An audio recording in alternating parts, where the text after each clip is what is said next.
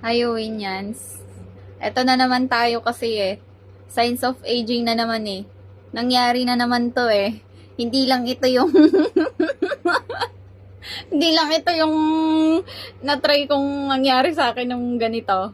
Ayan, kung sino man sa inyo ang nakatry nito, shout out po sa inyo. Kasi maglalaba ako, kailangan kong mag-ipit. Ngayon hanap ako ng hanap dun sa ipit ko. Kasi ayaw ko na maglaba na dapat nakaganto siya. Ngayon, pagtayo ko, nakita ko yung mukha ko dun sa salamin. Nandiyan pala.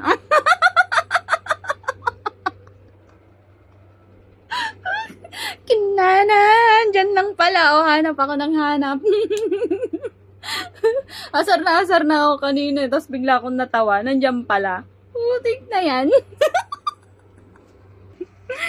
Nyamot.